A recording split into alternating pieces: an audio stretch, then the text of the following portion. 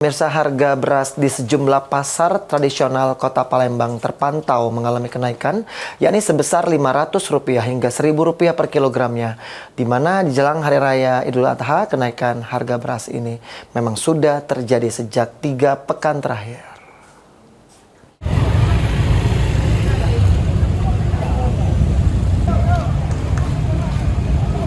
Sudah 3 minggu terakhir ditambah menjelang Hari Raya Idul Adha 1446 Hijriah, harga beras di sejumlah pasar tradisional di Kota Palembang mulai mengalami kenaikan, salah satunya di Pasar Lemabang.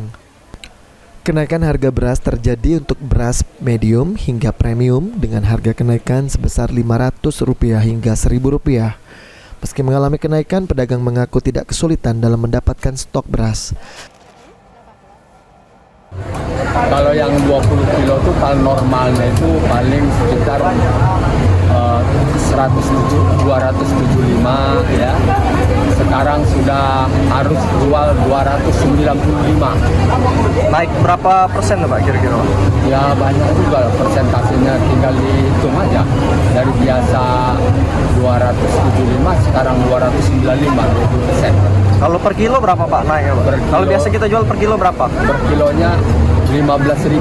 Kalau yang sudah kan 14.000. Oh, sebelumnya 14.000 ya? Jadi sudah 10.000. Sementara itu, pedagang lainnya mengungkapkan dengan kenaikan harga beras sangatlah membebani mereka, terutama ketika membeli dalam jumlah yang banyak. Cuma beras yang naik. Beras naik berapa ini? 10.000 per karung. Per karung 10.000. Per kilonya berapa naiknya berarti? Per kilonya jadi naiknya tuh 500. 500. Sudah dari kapan ini? Seminggu lah. Seminggu. Sebelumnya harga beras berapa per kilo ya? Biasanya 15 per kilonya. Sekarang jadi 15.000? 500. Stok beras yang mana aman enggak? Aman banyak. Kalau pembeli? Kacang. Pembeli? Pembeli apa? Pembeli beras ini masih stabil lah?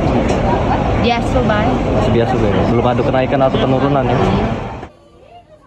Oleh karenanya, pedagang berharap agar pemerintah melalui Bulog dapat kembali menyalurkan beras ke pasar guna menstabilkan harga dan meringankan beban masyarakat. Lutfi, PAL TV.